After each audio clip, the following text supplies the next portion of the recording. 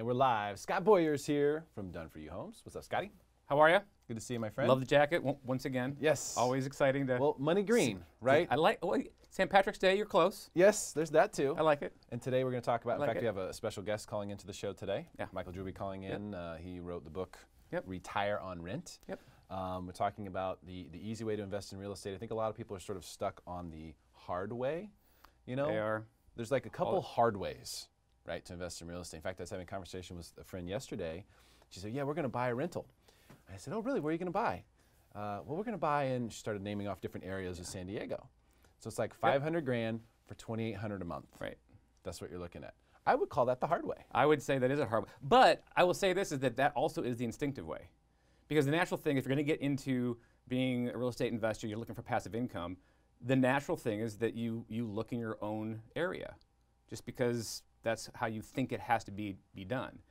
And that's just is the part that if we can shift that, and that's what we work on doing with investors, what we've done and done well, is getting that shift. And when an investor looks at that there is a way to do it out of state that actually is turnkey and works, and then you turn that 500 into $5 grand a month. Now all of a sudden it's like, oh, because when you hear about investors in different states, you think good for them, but you don't really realize that there is a path to make it easy to actually get to the passive income. Because that's the real point. Most people don't want to go through the process. What they're looking for is 500 grand and 2,800, and they're just thinking, I just want to get to that, and I think the easiest way is locally, and it's not. And one thing, as we've talked about before, is cap rates in San Diego, Southern California, and that's where so many of our clients have come from, because they've seen that they need to get out, at least their money. Like I always say, is that it's live where you want, invest where it's done for you, where it makes sense. Right, and where it makes sense. Exactly. So like, and the reason that I would call that the hard way is because you have a huge down payment requirement. Right. Like, so you're buying a $500,000 investment property. That's at least 100 grand down. Right. So how long of your 2,800 a month? How many months does it take you to even get that back after expenses and so forth? Right. You're at this low cap rate, this high price point. Everything's wrong about it. But then you hear people who go, yeah, but in Oklahoma, you can get this. True. In Ohio, you can but get here's that. what I hear some of them doing. They'll actually get on a plane, and I actually talked to an investor. He's been on a plane out to Indianapolis, so he's got that part right, because that's where we've landed, and that's where it works well, and there's a lot of reasons why. But he goes around the neighborhoods. He's doing all this work, and you think about the time, the hard cost, all that goes into the numbers on the back end of what his real return is. And he had two properties. One fell through, and the other one he doesn't think is going to work because of the inspection. And now, so all of a sudden, he's back to square one, and to think about all the time he's put in, And the money. and the money, and it's just like, that's pretty hard, dude. That's discouraging. That's not going to work long term. Right, and if he's just looking for two, but our average clients have got between 6 and 10. Obviously, they start with 1 or 2. But when you look at doing that multiple times, that gets long and hard really quick, and that just gets not fun. Well, let's talk about the fun way. Yeah. Let's talk about the easy way. Let's bring Michael Drew on the horn. Yeah. Mike, are you there? Yes, sir. Can you hear me now? He's Michael. there. Michael Drew. There he is. Let's see the book here. That's it. Let's get his mugshot. There he is. Oh, thank you so much. I look so photoshopped. You look, yeah, exactly. You got a good tan line. So Michael wrote the book here. It's called Retire on Rent, and he's the mastermind behind this concept. Now, Michael, tell us, what is the easy way in your mind for investing in real estate? Well, thanks so much for having me on the show. Honestly, it kind of reminds me of the old 7 Habits of Highly Effective People, right? Chapter 2 is begin with the end in mind, and that's really how I started my business. Is I was taught by one of my mentors that rich people have money and wealthy people have time. So in order for me to build passive income to replace my 6-figure income, I didn't want to work. I wanted it managed. I wanted to either own businesses or own real estate or own things, but that I wasn't a part of. So I essentially reverse engineered our business plan around what I wanted. And it really started when years and years ago, in fact, my book talks about this, when my dad passed away, is I put some retirement, my dad's retirement money into rental homes so that my mom, who was knocking hard on 60 years old, would be able to replace my dad's income. And it worked so well that it organically grew, excuse me, and then I bought some more, my mom bought some more, my friends bought some more, and then now, fast forward till today, now we have hundreds and hundreds of homes under management, and it's grown to several, I mean, we have investors all over the United States. So the easy way to answer your question is just that. It's very involved, but it's really simple. Is when we buy a home and we do a standard amount of rehab to the home. After doing this for, like I said, almost a dozen years, we know what goes wrong. We know what good repairs are meant to have, from new air conditioners and new water heaters to ceramic floors, et cetera, et cetera. We know what to do.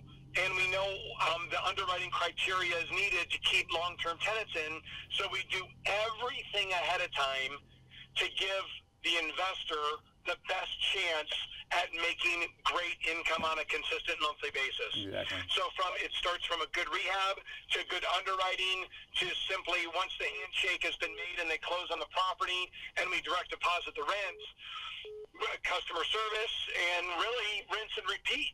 That's why so many investors start with one or two, and so many investors buy more because, saying they try the concept out, and once they've received, $800 or $2,000 a month, they realize, well, I may not be able to live on that, but that's because they just got started. And that's why we have so many investors up to $10,000 or $20,000 a month in rental income, because of the systems and the processes that we have already in place. And so what you did was you basically built this for yourself as an investor, and that was the whole concept was, hey, I'm going to build this the way an investor would want it built. Yep, and Michael and I go back many years, and so I started out as an investor as well, and I remember my first few homes. I lived in the Midwest in Columbus. Indianapolis is 3 hours away, and I never drove over to look at the properties because I was buying numbers. I was buying an end result. I was buying that passive income. And so, then I left the Midwest and got smart and moved to California, and so now in the growth of it, because Michael, as he built it, and he would say from his stories that a lot of the clients have come up from the LA area. There's a lot of our clients that are there, and the expansion down here now is just an organic outgrowth of that there is capacity, there is process in place, and we try to keep it very tight in the sense that growth has to be structured correctly so you don't outstrip your ability to deliver a good product. And so, that still is in place. And so that piece of it, and what Done For You Homes now is doing it in San Diego and San Diego County, is that we're in that place to where we're looking for more investors, and just shifting that mindset of it's not just your friend that lives in the Midwest that can do it right. There's a way for actually California investors to do it right and keep it easy to get to the end result. They can start with the end in mind and have passive income very easily on a system that's been done and proven. And let's also put it out there that if you're interested in viewing inventory, click on the link below. We'll have opportunities so you can look at inventory. You can look at the homes that are available, because you guys are going out and you're finding the houses that fit the criteria that works, rehabbing those houses, right? Yep. Getting them rented. Yes, yeah, and they're done. And then managing them. Right, but they're deeded to the investor. So a lot of people will ask and say, so you guys manage them, and is this like a REIT? How does this work? No, you actually are it's a deeded property. So but everything is done to where once that deed's done, you've got now a property management company that is under our umbrella, to where everything is done, and everything also is under our umbrella. So we also have the ability to take care of the client in that way as well. So we know what's going on, and we have the ability not just to pass you off to a property management company, but to have it done to where we've got some skin in the game and know the players and can pick up the phone, because we have so many homes with them, and it's under our umbrella that it works great for the investor to keep it So simple. you're there with the investor. The investor buys and owns the home. Yeah. But you're there with them the entire time. Right. You're not just selling them the house and then going, see you later. No, because because we want to make sure they come back for more. So to take care of the client is for us to stay very close to the client even after that stage is done. So we're going to be there. So if anything goes wrong, we correct it, because it's very simple. If something goes wrong, your best way to take care of a client is just to fix it and to do the right thing. And if we're close in that process, then that gives us the ability to take care of those things. The client feels taken care of, and they'll say, you know what, now I'm ready to get my 4th, 5th, 6th, or whatever it is. So let's talk about, so what's in it for you? Like where does Done For You Homes make their money? So for an investor who's looking at it going, oh, well, they might just be doing this or that. Like, let's be honest and just tell them, like, where's the money at it for you? Yes, and Michael can speak to this as well, but you know, it's done way on the front end, because it has to be done way upstream to where that we still, when it gets to the investor, it's basically done, and our money is made there. Michael, and I'm sure you can speak to that more specifically. Sure. So we make our money on the margin when let's say it takes me 3 months to buy a house from a tax lien or a probate sale or the courthouse steps or whatever it may be. You know, I have about 5 different acquisition sources. We've done almost $100 million locally, and we always buy in cash. So I'm leveraging those relationships that I've built over the last 12 years, and so that's where my money's made. Also, if I may be so bold to say that, nobody gets rehab done more effectively and efficiently. And now that you know, things are, you know, just inflation is, the economy is doing very, very well. Wages are going up. We don't make, we make money to keep the lights on, of course, but we don't make big, huge, profits on these houses. We really make it up long term on the management piece as well. We don't get a lot of, it's not a big, huge percentage either, but it's a nice little annuity for us. Let me give you 2 kind of demographics of people that I've talked to in the San Diego area. Number 1 would be someone who is really doing fine with what they're doing. They make plenty enough money, but to be honest, they're saving money maybe in their 401k, but they could be doing more. They could be a better steward of their capital. They're maybe not going to be buying another house in San Diego. I have a friend of mine who makes a very solid income, but he says, I don't want to buy in this area. It doesn't make sense. So he bought a home with me. He put 20% down, so he put less than $25,000 down, and he bought a home, and it worked perfectly for him. In fact, so much so that he's on his 6th house. So he's and by the way, he's renting in San Diego. He doesn't even own a house in San Diego, but he's buying homes for well under $200,000. In fact, right around the $100,000 or below price. And he's doing very, very well in developing a multiple 6-figure income, at least the beginning of it, in his 20s and 30s. Another demographic would be somebody who's closer to 50 or 60, and they have rolled over their retirement account, and they're actually buying the houses for cash inside of their self-directed IRA. And so we then direct deposit right into their retirement account. So those are some demographics of people maybe your audience members could identify with. Perhaps. Yeah, no, that definitely makes sense. And the way, so kind of circling back to, the way you acquire the properties, you're doing it, you're sort of beginning with the end in mind that, all right, we need to be able to deliver this soup to nuts, completely done and finished, and have a certain cap rate for our investor so that it's sexy for them and it makes sense for them, right? You got it. Yep, and we'll make, again, the average client has 6 to 10. So if you think about it, they all start with obviously sometimes 1 or 2, unless sometimes we get a 1031 and they need to, and they're going to get more. Sometimes they'll come in with 5, 6, 7.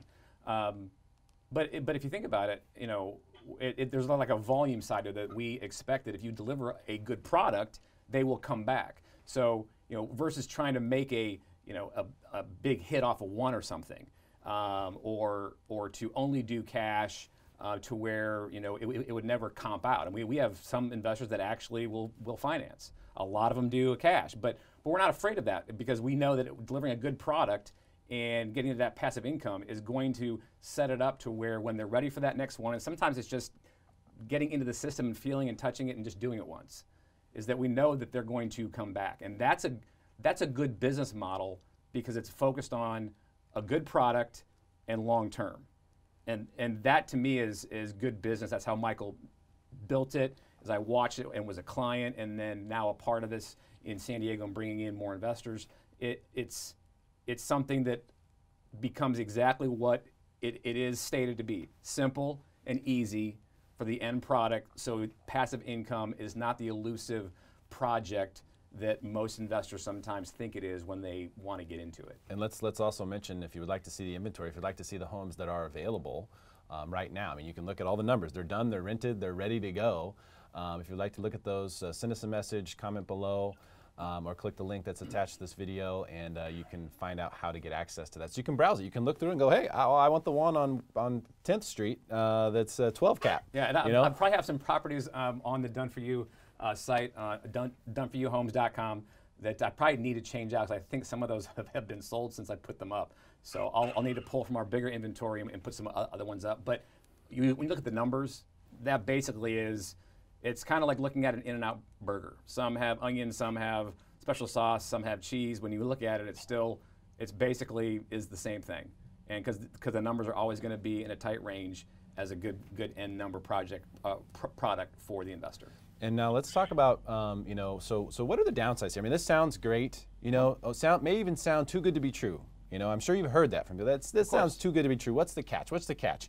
I mean, can anything go wrong here? I mean, what are the downsides? Well, of course, you're buying a home, so things can go wrong. But that's the whole point of it. We're involved in the process at every stage, so that one, we mitigate that and keep that as infrequent as possible. But then it's a very simple. If something does go wrong, you just do the right thing and fix it. To me, that's about as simple as it gets. I mean, we've had Michael's got some stories that probably that he can speak to, but the philosophy underneath it is just do the right thing. Let me ask you a specific question. So let me do a specific question, Michael. I'll ask you this one. Sure. So let's say, okay, I buy my first house, and it's $100,000. We're getting $1,000 a month in Indianapolis. You guys rehab the property. It's all good to go. You got it rented. I'm coming in. I'm buying the house immediately with the renter in there and with cash coming into me. What happens if the tenant stops paying rent or something like that? Sure. So in every and this is one of the things that's important with real estate. It's really not that hard. When I taught my 16-year-old how to parallel park, he was freaking out. But now that he's 18, of course he knows everything when you're 18, right? But it's not that hard. Once you've owned 5 or 10 homes, now there's 5 expenses that you'll have in rental properties. They are property management, taxes, insurance, maintenance, and vacancy. And the maintenance and vacancy are subjective numbers because we don't know exactly what they are. On a spreadsheet that we'll send you, we'll put in some good estimates. But to your point is, let's just say you have a slow paying tenant. That is a reality. Do tenants slow pay? Yes. So we have specific systems and processes in place. Rent is due on the 1st. It's late on the 5th. People are evicted on the 15th. In California, it can take thousands of dollars in 6 months. In Indianapolis, we have a 2% eviction rate, and it's about $218, and they're evicted in 30 days.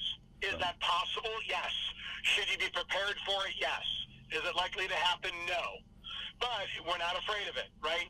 Is it possible? Like, for example, I had a tenant who signed a new lease, and then their mom fell ill in New York, and she moved to take care of her ailing mom.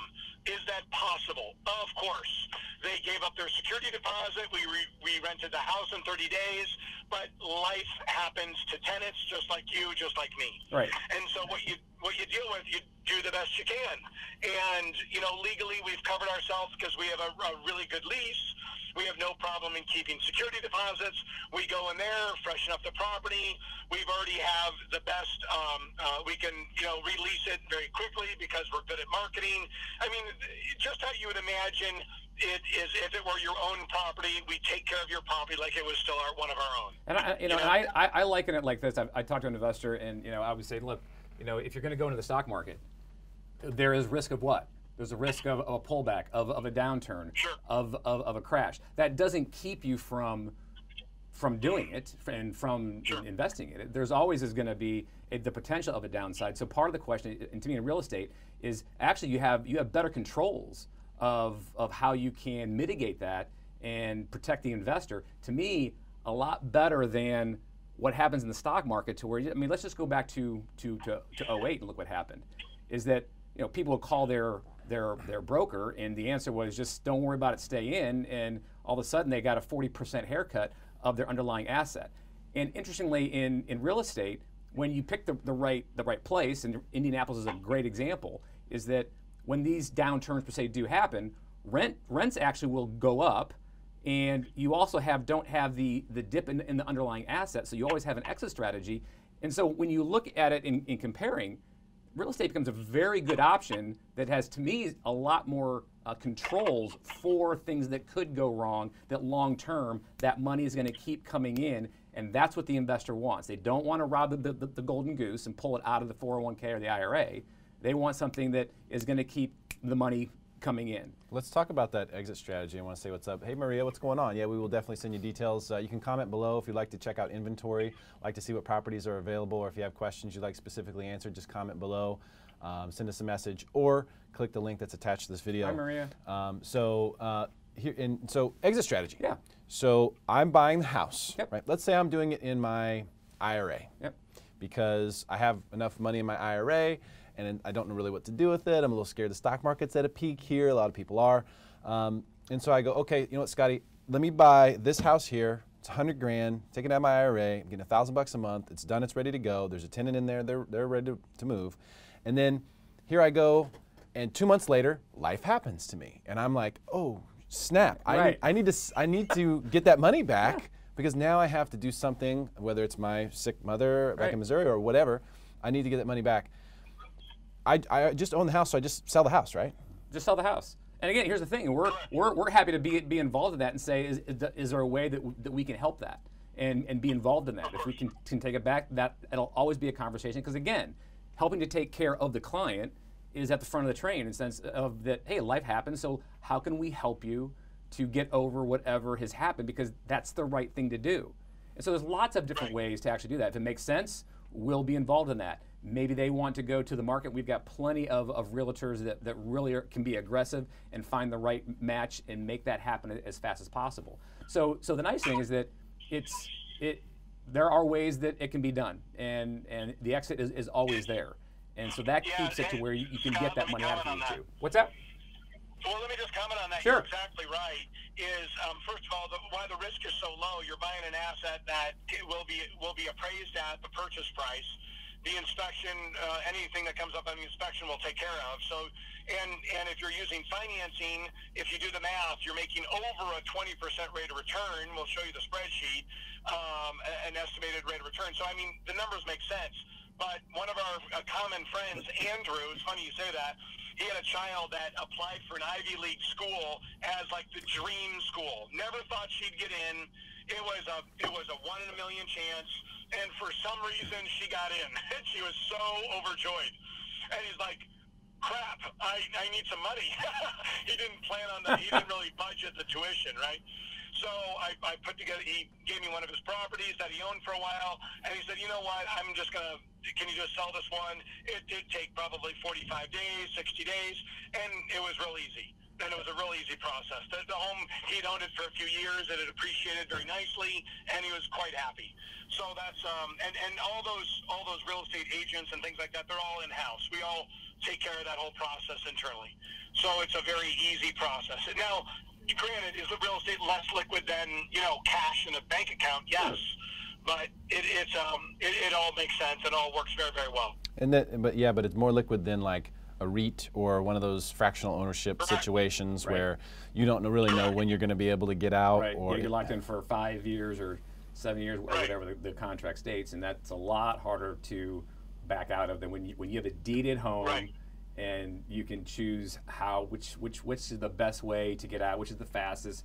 Do you need just to kind of make it quick, or do you want to go a different route? It might take a little bit longer, but maybe you get a little bit more out of the property. And again, in India, you're not going to, it's not like in California where you hope that your property is going to double every 2 years. That's not what you're doing it for.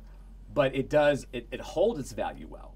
So even if it was in a downturn, is that it doesn't downturn, and maybe we go back and look what happened, is that you have, you know, charts of real estate, you know, in certain markets where it's like a V. I mean, it like fell off the cliff. And so underwater took on a whole new term. And so, you know, if you've been collecting rent for years and years, and then you have to sell it, maybe even, you know, at the bottom of something, you're probably going to come out pretty well because you've got all that cash flow, and the pullback is not going to be as hard in a boring Midwestern city like Indianapolis as it would be in where you get into some markets to where, you know, you've got these great, you know, cap rates that look great, but what happens is that if the economy sneezes, all of a sudden that thing just falls off the cliff and it's like a ghost town. Right. Now you've got nothing. You got nowhere you can go with it, and that becomes a problem for investors. Scott, and Derek, here's a common client. They have enjoyed the appreciation in their Southern California real estate, but honestly, they're 50 years old. Maybe they're 60 years old, and if their property appreciates in value, they're not really going to enjoy it by this time in their age. They might be thinking of what they're going to do, giving it to their children, et cetera, et cetera. So they might sell $1 million piece of real estate that is appreciated, but they're only making maybe $30 grand, net after taxes and insurance on it, and it's worth $1 million. They will 1031 exchange that into several doors, and they might double or even triple their income with indie houses. They'll take that $1 million property, end up buying whatever, 8 properties from me that are already rehabbed and rented, and they'll get 8 checks instead of 1 or 2 on their property, and they have essentially doubled, if like I said, or if not tripled their income. That's another very, very common client. And let's talk about that for a second, because you've mentioned that the Indianapolis market is a good market. It's somewhat resistant to these downturns. Why Indianapolis? Well, in fact, it's funny you say that. I've got a lot of success in life by copying other successful people. So really where I learned about Indianapolis is when I actually had a short stint for about a year. I worked with Robert Kiyosaki at Rich Dad Poor Dad. And there was a lot of instructors there that owned properties in Indianapolis. So I actually was attracted to it because of his instructors and students were going there. So, and then I asked him why, and they said, well, number one is because it's a capital city. You should always invest in capital cities because local and government money will always flow into the capital city from agencies to whatever it may be. Number two is if you're going to buy rental real estate, it should be in a landlord-friendly environment, not a tenant-friendly environment, i.e. California, or, rent control. It should be in a landlord-friendly environment, right? So that's also Indianapolis. Secondly or thirdly, it should have multi-industries, multiple economic industries. So, State Farm is based there. Eli Lilly is based there. We are in the top 10% for Amazon's second headquarters. Those are good things, right? And then lastly, multiple universities nearby. And universities are a little bit of a recession-proof-ish industry because when recessions happen, people tend to go back to school. And we have multiple universities nearby. So you've got multiple competing external, internal factors that contribute to a great demographic for the rental marketplace. And it's very reasonable. I mean, I think I just filled up on gas and it was $1.90. And we're recording this in 2019, so it's inexpensive to live there, so it just all makes sense. That's terrific stuff. Michael, really appreciate you taking the time to join us today on the show and share this wisdom with us. It was just great to have you, man. Really appreciate it. Thank you, guys. Thanks, Michael. Well, that's Michael Drew. He's the author of Retire on Rent, exactly what we're talking about here today, and the San Diego version of exactly what he's doing, which is in Indianapolis, and for all the reasons we just discussed. Is being done through Done For You Homes. Scott Boyer's here for that. And if you would like information about the properties that are available, comment below, send us a direct message, or click the link that's attached to this video. We can actually, you can just browse them. You can look at them and say, okay, hey, what properties are available for this? It's not everyone will be able to do this. There is a little bit limited entry, but if you are an investor, if you're 1031 exchanging, if you're thinking about buying a rental property in San Diego, especially, I mean, really take a look at this. Right. Well, I'll tell you, and there is you mentioned about the limited inventory. Something that we do on purpose is that we do limit the amount of inventory for new investors coming in, because logically, from a business standpoint, is that if we have repeat clients, it makes sense for us is that once a client is in, we know that if they start with 1 or 2, they're probably going to get more. And so as we plan our inventory, so much for new investors coming in, and then my acquisition cost really is done, because I know that I've got a plan probably where they're going to be scaling up in some way. So yeah, but take a look, and I'm an investor, so I can talk from that standpoint. I know the business inside and out, so happy to help out in any way I can with any investor that's got some questions and wants to talk about it. That's awesome. Yeah, I mean, I think it makes sense, you know, for new investors, there's limited inventory, because I'm sure, you know, current investors are saying, hey, when can you get me? Yeah, when can you get me another one? Hey, I'm ready for another one. We've got the money now. Or right, and we've got a whole scale of, we know when they're coming in, and so that's how we also plan our inventory, so we keep our money a bit tighter on purchasing, making sure that we're taking care of current clients. And then we have a certain amount for new investors coming in, and then they go in that model, so our acquisition, you know, scales correctly. Terrific. Yeah, what a way to beat such a difficult situation. Let's see here. Roofs stucco. Yeah. My eyes aren't that good. I can't say. Josh or John. Well, hi, John. We will get to your comment. We will definitely get you information. Robert, thank you very much. Hey, Robert. Good to see you again. Absolutely, my friend. He says, how many assets are you willing to acquire in this market? None. And, right? Not in San Diego. Only in Indianapolis, for all the reasons that Michael just stated. You got to have those core things. You know, he learned Robert Kiyosaki. If you haven't read Rich Dad, Poor Dad, fantastic book. You have to read, because it's about mentality. You know, Robert Kiyosaki was raised by 2 dads. One was what he called Rich Dad. One was his Poor Dad, right?